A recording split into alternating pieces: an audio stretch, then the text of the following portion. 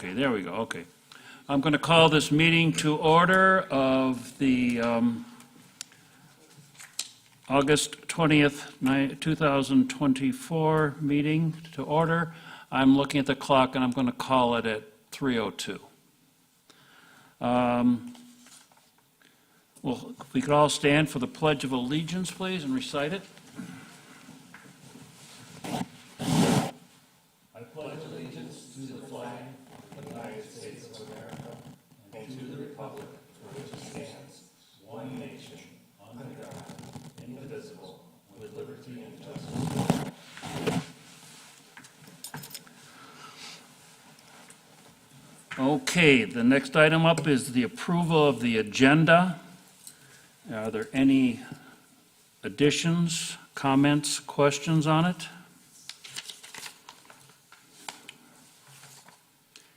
If not, I'll call for a motion. I move to approve the agenda. I move to approve the agenda. Support. We have a motion to approve and a support. All those in favor, please say aye. Aye. Any opposed? Okay, the motion carries. Our next item up is any public comments on non-agenda items. Seeing none, we'll move on to the next one, which is the approval of the minutes of the June 25th, 2024. Are there any comments, questions, additions, or changes anybody sees on those?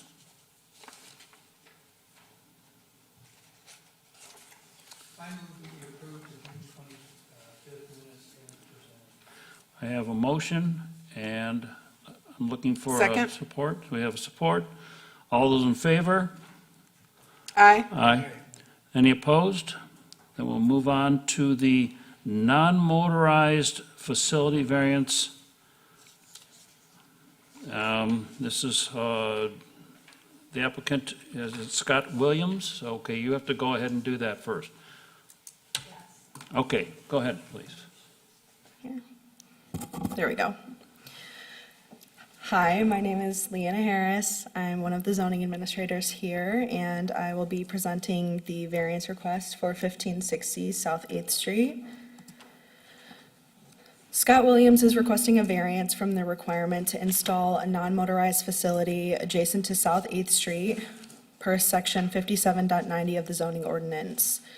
The applicant did previously come before the ZBA for site plan review and a variance request to construct a 6,684 square foot building with a connecting breezeway to the existing building they had on site. Since that approval on February 20th, 2024, the applicant has made good progress and is nearing completion. The site's nearing completion. However, as a condition of approval for the site plan review, the applicant was required to enter into an escrow agreement in lieu of installing the non-motorized facility and deposit funds of $45,000 to an escrow account with the township for future use. The subject property is outlined in red in the aerial map on the right-hand side of the screen, and it's located on the west side of South 8th Street between West ML Avenue and West KL Avenue. The Michigan courts have applied the principles shown on the screen for a dimensional variance, which collectively amount to demonstrating a practical difficulty. Staff has analyzed the request against these principles and offers the information in the staff report and on the following slides to the Zoning Board of Appeals. The applicant's comments are located on page 13. A memo from Township Attorney Porter is on page 23, and an email from Public Works Director Anna Horner is located on page 24. The first standard is unique physical circumstances. So if there are unique physical limitations or conditions that prevent strict compliance with the ordinance, the applicant indicated with the previous submission that there are unique physical limitations, such as the proposed sidewalk, which would be bisecting a stormwater basin on site, a natural stormwater basin, and existing utilities. Steep terrain is located on the perimeter of the site, and significant site rework such as regrading would be required. The second standard is unnecessarily burdensome conformance. So If reasonable options for compliance are available with the denial of the variance, it could be considered unreasonable to expect the property owner to deposit the funds into an escrow account, given that the township doesn't have any future plans at this time to construct the non-motorized facilities adjacent to South 8th Street at this property. And the width of the bridge over the railroad, shown here on the screen, also would not allow for a non-motorized facility, and there are no present plans to replace this bridge. As a part of the comprehensive master plan that's presently being prepared, a close look will be taken at the non-motorized transportation plan, and recommendations will arise with the completion and implementation of this plan. The third standard is minimum necessary for substantial justice, which is applied to both the applicant and other property owners in the district.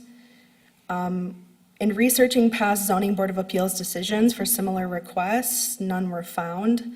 The conditions associated with this request, as described in the standards, would be found unique. It would be precedent setting. The fourth standard are self-created hardships. So whether the conditions or circumstances resulting in the variance request, were they created by the applicant or by a previous owner? The applicant's request to neither be required to install the non-motorized infrastructure nor deposit the funds into an escrow account are causing the variance request. While it could be argued that this request is not self-created, given that the area abutting the parcel's frontage would not support non-motorized infrastructure at this time, there would also be no connecting path along the entirety of South 8th Street. The bridge to the north, as mentioned in the previous standard, could not accommodate a non-motorized path at this time, and there's also limited residential development along this area of South 8th Street. Prior to an ordinance amendment in 2021, the applicant would have been able to consent to a special assessment district and would not have had to come forward with this request. The fifth standard is public safety and welfare, so whether the variance request will negatively impact the health, safety, and welfare of others, and it is not expected that this variance request would negatively impact the health, safety, or welfare of others. The motion should include the findings of fact relevant to the requested variance. Based on staff's analysis, the following findings of fact are presented on this slide and the next. So supportive variance approval includes unique physical circumstances that prevent strict compliance with the zoning ordinance. Conformance to the ordinance could be considered unnecessarily burdensome. The request would not be considered a self-created hardship, and it's not expected that the variance request would negatively impact the health, safety, or welfare of others. While supportive variance denial includes the minimum necessary for substantial justice is not met. With all of that being said, possible motions for the Zoning Board of Appeals to consider include the Zoning Board of Appeals approves the variance request. If the variance were approved, staff also recommend that the Zoning Board of Appeals attach the following conditions. The applicant consents to a special assessment district. Alternatively, the Zoning Board of Appeals can deny the variance request. Thank you for your time. I'd be happy to answer any questions that the board may have. I'd also like to note that one of the applicants are here and can answer any questions that you may have as well. And I'll remind everyone that the transcriber of these meeting minutes is watching this via public media network, so when you do speak and ask questions, please turn your microphone on.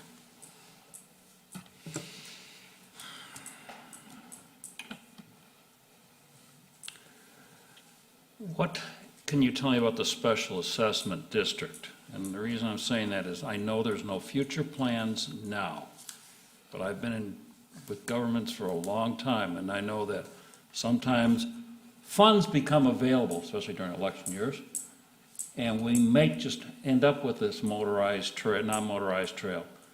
What do we have to make sure that they do have that in there? And maybe Jim could even answer that.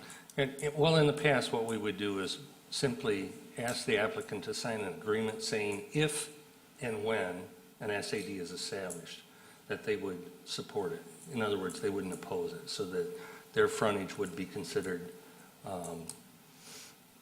approved, if you would. Now, would that go with the property? Yes, that would run with the property. Okay, that helps out.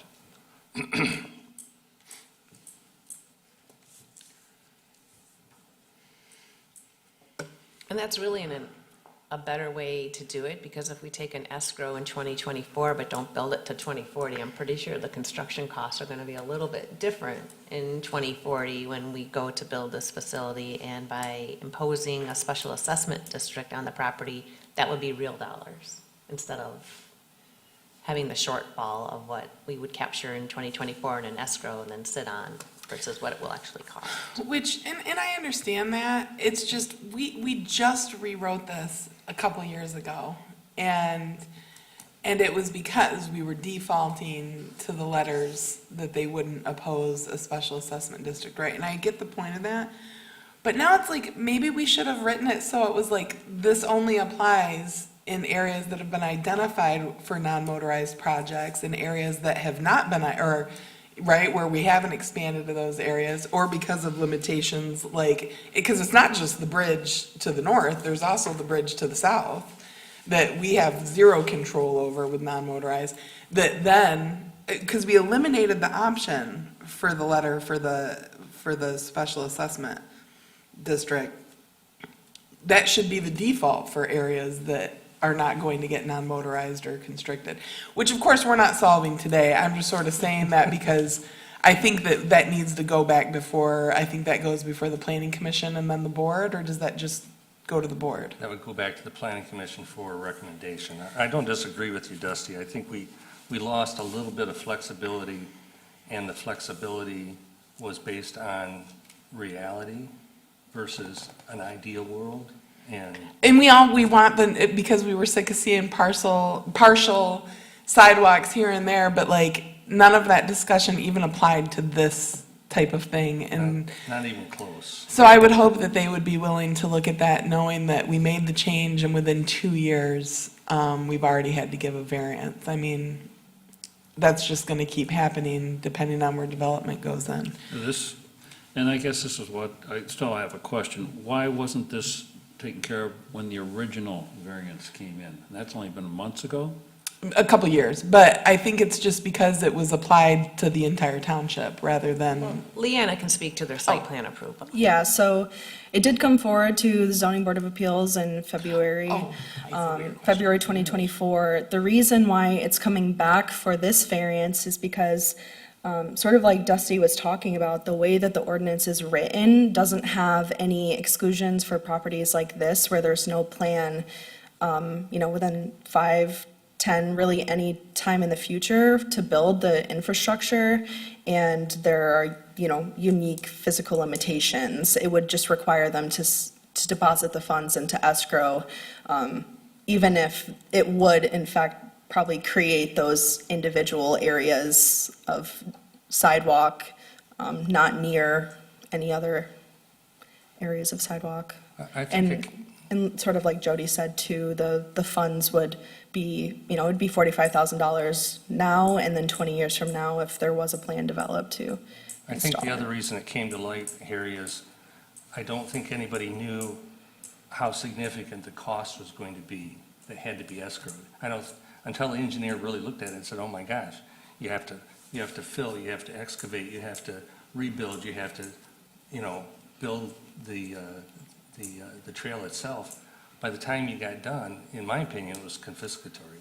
It was exorbitant for us to simply hold that kind of money for an extended period of time with no plans. So I think, hindsight's always 20/20. But I guess what I'm saying is that when we granted that variance, we had no idea what the cost could possibly be. That was my understanding, because when the engineer came forth with those cost estimates, I about fell over. I mean, I'm not surprised. Yeah. I drive past that property almost daily, so, yeah, that would be a fun sidewalk to put in. It would, yeah. And also, I mean, if you review the minutes as well, the only option in the ordinance at that time in February was actually a deviation. So deviations were granted from from requiring the sidewalk from the building to a facility on South 8th Street and then the facility along South 8th Street. And with that deviation, they were then required to deposit the funds into escrow. I do think with the work on the comprehensive master plan, there's going to be a strong transportation component, and we're going to be revisiting the non-motorized plan, and we probably will craft language for streets like this versus maybe South 9th Street, which will see development happening along it, where we would want the facilities built or escrowed. And will have sidewalks, right? And some facility will be, yeah. 8th would be nice, especially, you know, from my personal point of view, but I understand. Okay, is there anything else? Yeah, I have one comment. Okay. Maybe I'm off base here, but I understand what we're saying is there's no plans for development on this particular roadway for the next 20 to 30 years. And you don't want to escrow the money, and we shouldn't do that. But to not require the installation of this roadway at some point in the future, I think is a little short-sighted. 40 years ago, I never would have thought that we would be extending behind, what is it, Solon? Not Solon, but behind the property that's just been purchased by the Subaru dealer, to put a road into that woods. That was just a woods and a cornfield, you know? And look how that's developed. I don't think anybody really foresaw that. And you've got a major thoroughfare here between the Stadium Drive corridor in the village, which just sits a little off to the east, and West Main out here. At some point, I can see some development taking place there, at which point, if we're going to continue to be consistent, we're going to want to have some sort of transportation to protect, or some sort of protection to protect people who are walking back and forth or trying to bike. That was my whole thought of this, when I read it over this. The future's coming. I don't know if I'm gonna see it, but I know that it's coming. But with the component of the special assessment district, that was my biggest concern. If we were just to say, no, you don't have to have anything in escrow, then there's nothing to protect us. With the special assessment district, now I understand that. And yeah, I do agree, 8th Street is going to develop. Back when I was on the Go Green Committee, there was still talk of possibly getting something going on 8th Street. And all I could think of is, that's gotta be cost prohibitive at this point. Yeah, those bridges are gonna be a significant challenge. Yeah. So, yeah, okay. We done there? Is there someone who would like to speak to this if we are completed with, you have everything you're done with, Leanne? Rick has something. Well, yeah, just talking about that bridge that came up, my thought too is on 9th Street Bridge, they added a cantilever to that with the non-motorized, so you have to have funds to do that, but I mean, that could be done on that bridge also, so you never can say never. I thought there's some way you can add a trail on that, yes. The question I had is in the, in February, gave them an exemption, they have an exemption for their interior sidewalk, I think. So if we do a special assessment district, would that include sidewalks on their property?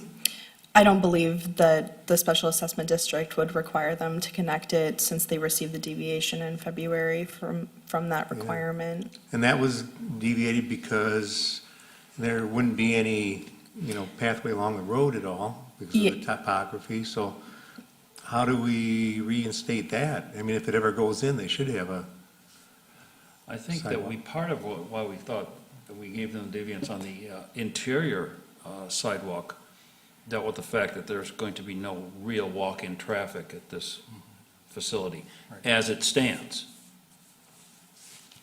So, but I've also noticed that there's a sign up in front about, "We'll build to suit." What are they gonna build? Where are they gonna build it? Are they gonna have to have walk-in?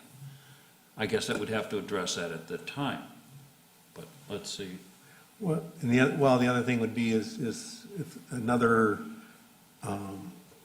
person went in there and had a commercial type business, whatever, they'd have to go before the planning commission for a site plan review. If there was a change in use, that would change the Yes, requirements. then they, at that time, they'd be required to put a sidewalk in. Yes. Okay, so that's covered some way or another.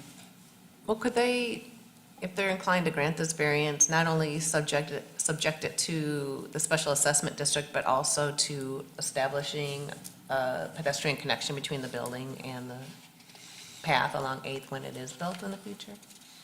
I question our ability to do that, given that they've already been granted the deviation for that. Right, so only if it's a change in use. If If there was a change in use, then it would have to go through the planning commission, correct? Correct. No, And they could we would require handle that. that administratively, the change in use, because the building will already be there. And sometimes there's new occupants to buildings that we don't even know about. It's only when they call and ask about signs that we're aware that there's going to be a change in use. They're required to, but we don't always know about them. Oh, well, but again, if there's a new building put up, or some other kind of building, then that's gonna come through the planning, correct? It would. A new building would, yes, but not a change in use in the existing buildings. I guess I was saying we could only change the internal sidewalks if there was a change in use and it came before. Well, but you said it would be handled administratively. Could that be applied? I guess we'd have to look at the deviation and how Or- it's worded. Or do hypotheticals really not matter and we should Yeah. focus on what's in front of us? Yeah. I understood Jim's look right there. He looked down and said, I wish I hadn't come in today.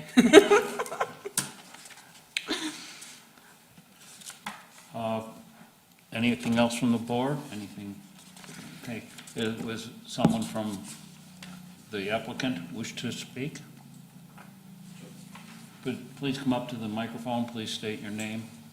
And again, our recording secretary's got to be able to hear everything. Matt Gibson, I'm with Complete Team Outfitter, the tenant. Scott Williams is my business partner. I don't really have much to share, but I'd be happy to answer additional questions. Again, for you guys, if there's any thoughts or concerns, we are more than happy to sign any document with any beautification in the future, to put sidewalks in any form or fashion, if that is required with the township. Just didn't really see fit that we'd be the only people on the street with a sidewalk that went to nowhere. Yeah, I agree with that. Yeah. I see it up on 8th Street near Stadium Yeah. project, and I understand where you're coming from. Just as a side note, you have plans to build something new or get new tenants in with you? We are not actively sourcing, we are not actively marketing, other than the sign that is within the sign on 8th Street right now. Commercial real estate is taking kind of a nosedive, so we had anticipated to build more immediately and come before the planning commission for permission. But at this time, there is no plan to do anything additional, unless, I don't know, Bill's sign said, I need a new place, you guys are perfect, can I build back in the woods? And then we would just start the process with you guys again. We don't have an agent hired, just other than the sign that's there with a phone number. Just a point of curiosity. Yep. All right. Anything else? Any other questions, comments? Then I call for a motion, please. I move for approval of the variance request with the condition that the applicant consents to a special assessment district. Do I have support? I would support that. I have a motion and support. All those in favor say aye. Aye. Aye. Any opposed? Thank you. Thanks. Okay, I gotta find my agenda sheet here. Okay, next thing up is a setback variance, Michael Shields, for Blackberry Systems, and I'm gonna pull this up, it's at 6477 West KL.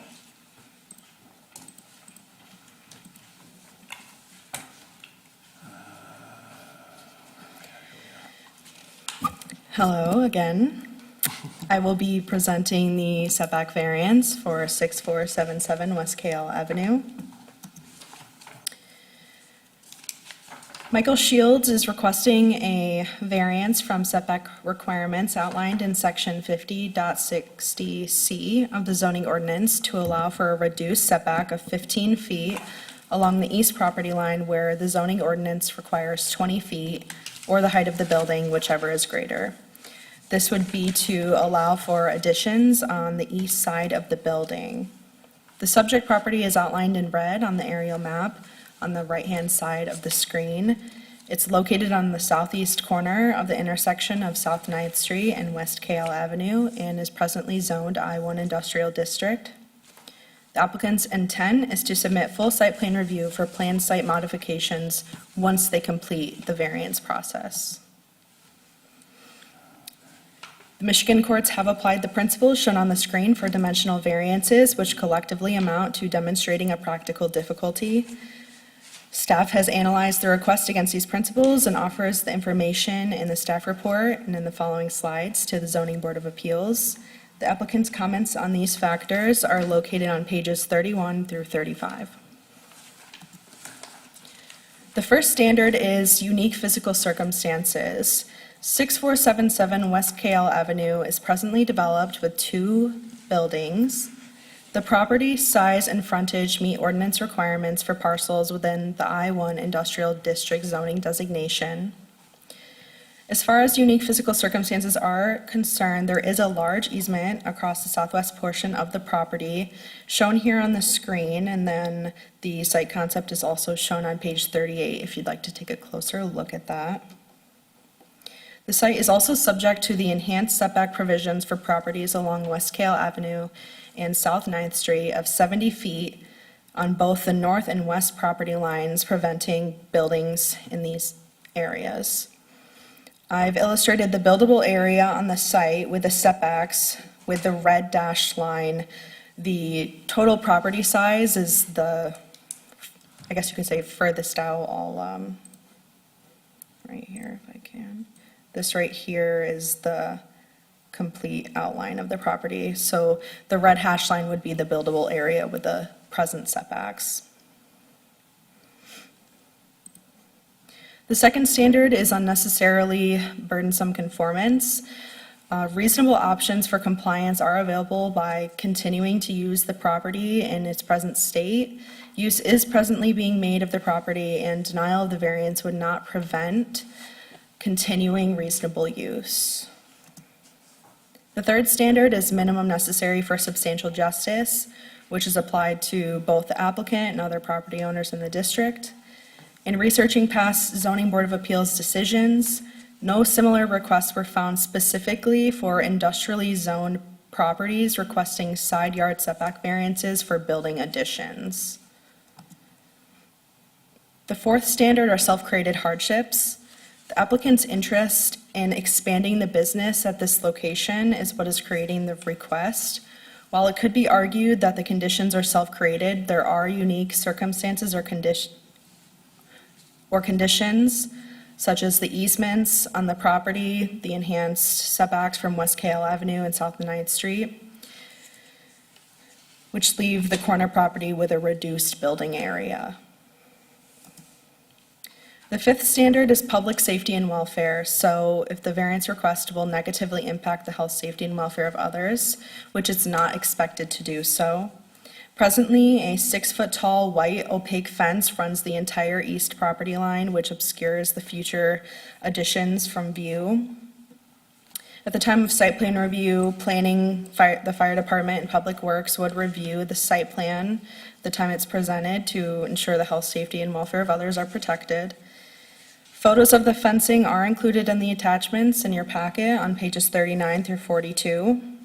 The applicant's comments on this factor, I forgot to remove that part, but they are located on 31 through 35. And a neighboring property owner did supply us with a letter as well on page 34, or 36. My apologies. The motion from the Zoning Board of Appeals should include the findings of fact relevant to the requested variance. Based on the staff analysis, the following findings of fact are presented on this slide and the next slide. Supportive variance approval includes, it's not expected that granting the variance would negatively impact the health, safety, or welfare of others. The conditions or circumstances which created the variance request are not entirely self-created, and there are unique physical circumstances that prevent strict compliance with the zoning ordinance. Supportive variance denial includes minimum necessary for substantial justice is not proven, and compliance with the ordinance is not unnecessarily burdensome as the property could continue to be utilized in its present state, and constructing additions on the site is discretionary. With that being said, possible motions for the Zoning Board of Appeals to consider include approving the variance request or denying the variance request. Once again, thank you for your time, and I'd be happy to answer any questions to the best of my ability. And once again, Before you close that, would you put the site plan back up? Yeah. I think it'll facilitate Yeah. the discussion. yeah, and the applicants are here as well.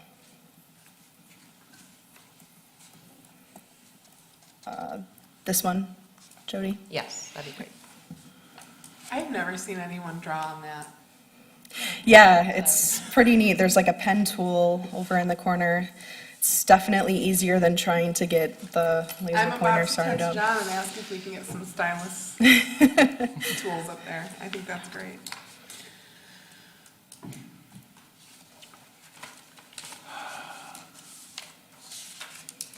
So,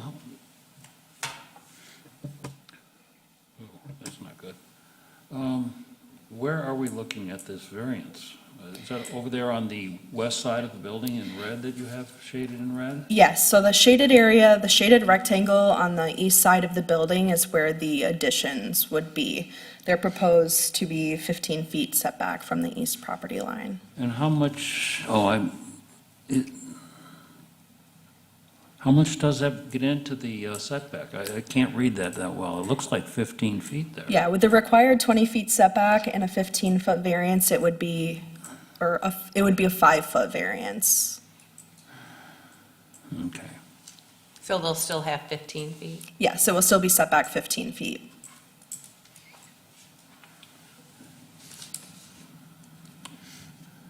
And that building in the northwest corner that says single-story warehouse, that's proposed. That will go through site plan review, so that's not there yet. They have to receive the variance before they can go through that?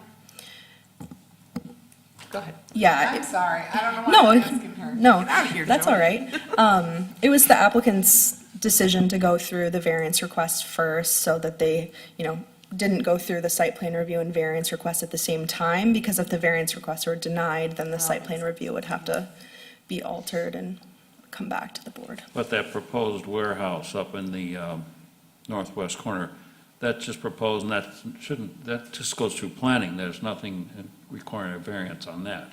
Right, so that's entirely located within the buildable area on the property, but yes, it's not currently there. It's proposed for when they come forward for site plan review.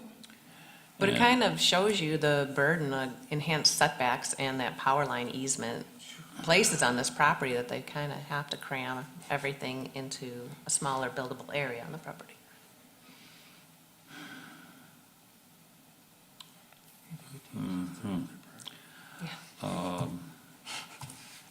And just out of curiosity, how close is Midwest to the property line?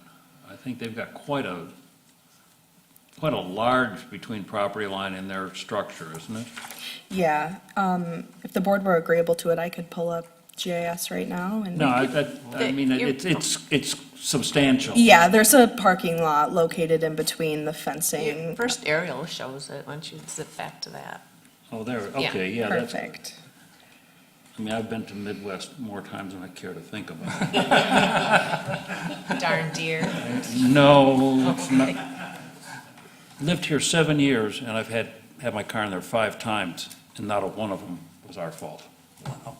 Sure. Well, when it's parked, it's not our fault.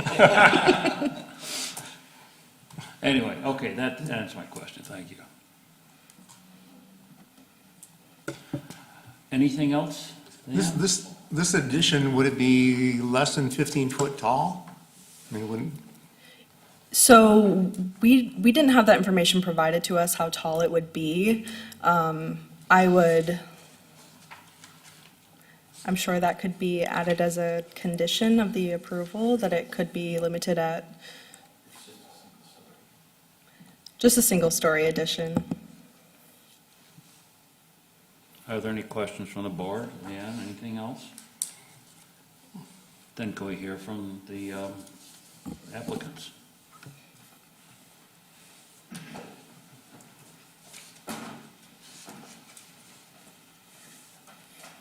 Hi, I'm Mike Shields.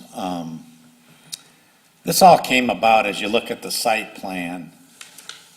We've been at that property since 1997, and it's been a great property for us, and we have been growing tremendously over the last 5 years, our business. We have looked for new property, and that's been difficult to find. We found some large parcels, say something 30 acres or larger, but that's way too big for what we would need. We really like the location. It's a good location. We enjoy being part of the Oshtemo community. It's been really beneficial, I think, to our business. And so with this growth, it is a difficult site. Probably if I was doing it again, I maybe wouldn't have bought the site, but I didn't, I was younger, didn't anticipate the growth that we'd have. But the power lines really has created limitation and use of the property. In fact, if you look at the second smaller warehouse, it's L-shaped because we have to maintain 20 feet from the power lines. Oh, you're And preaching to the choir on this, believe me, with Yeah. power lines. so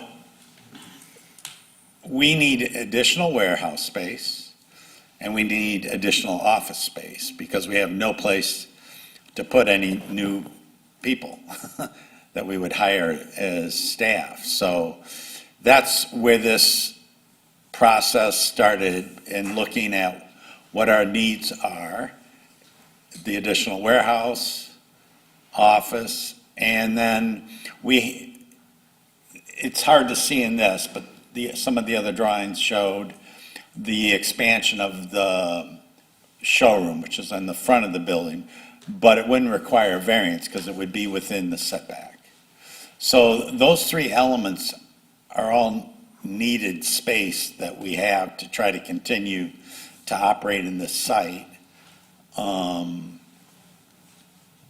So that's why we're in this process. Any questions, any comments from the board? yeah, the question I have is, it never gives us this information, but do you look at alternatives as going to the south or going higher? To the south, it'd be easier giving a variance because there's, it's railroad property. There's not ever going to be any building there. There's not enough room to build a building.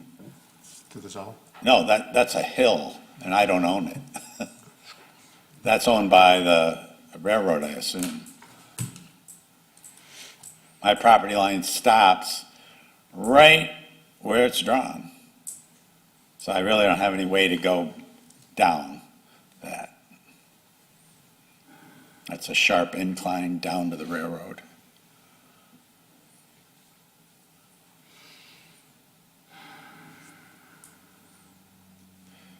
The other thing is, this is probably, from our perspective, and,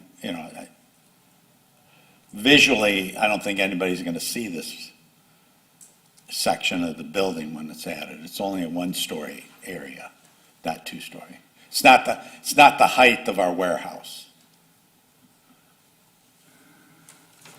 Our warehouse ceilings are probably about 16 feet tall.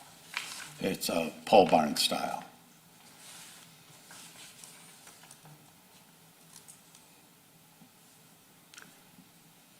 Any other comments, questions? I have one. Will this make it impossible for you to expand again on the current site? I would say the three elements that we're considering, I couldn't imagine there'd be any other place to expand to. I think that would be it. And so I think if that took place in the future, we would either have to buy additional property someplace and move the business, or find additional space to rent or lease, which we've tried from a warehousing standpoint, but there really isn't much right now for us to be able to, and we've worked with a realtor, worked with a calendar, to locate both leased or buildable properties. But I would say the addition of these, I think, would allow us to stay at this property at least 10 to 15 years. You want to sign this document stating that? No?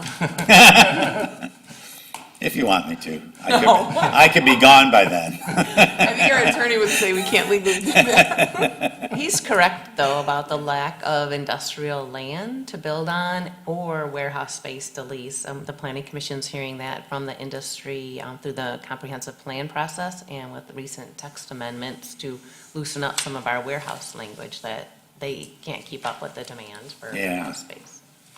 It's kind of surprising because as you drive through the township, you see a lot of open land, but, it's not appropriate.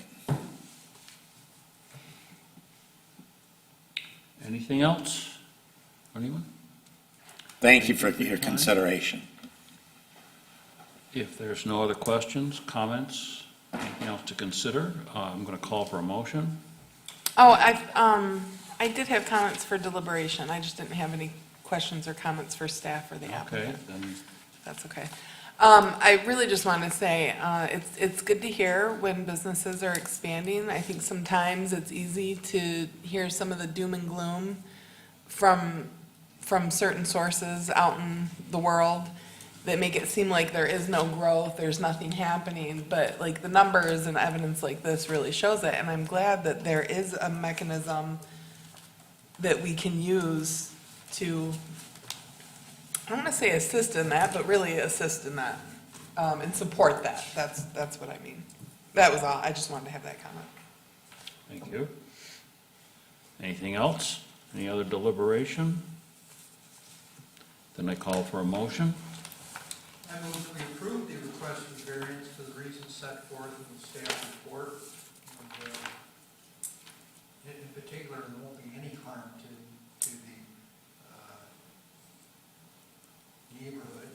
In fact, his next door neighbor supports the project, so I don't see any reason to deny this at all.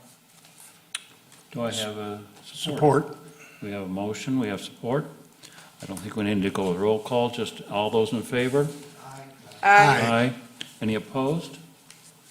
It carries. Congratulations, and look forward to seeing the work at your place. Thank you. We appreciate it. Make sure you keep paying those taxes for the next 15 years. Are window prices going down? I'll put it in escrow. No, Maybe you guys Don't could, do that. don't. to the Shields, maybe you guys could do a combined commercial, because we do miss Dad seeing him.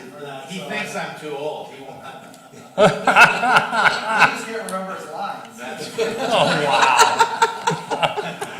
That's funny. Thank you, thank you, appreciate it. And I appreciate the assistance we got from the staff.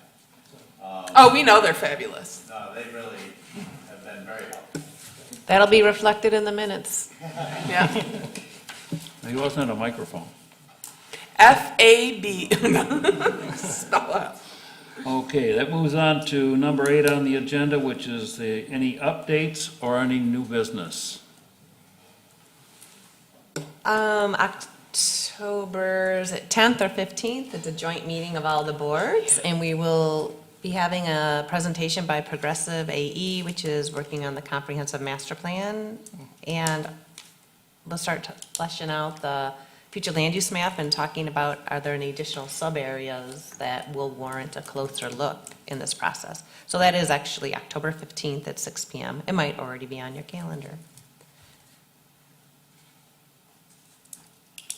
If there's nothing else, I call for adjournment. And let's call that at 3:46. Thank you so much.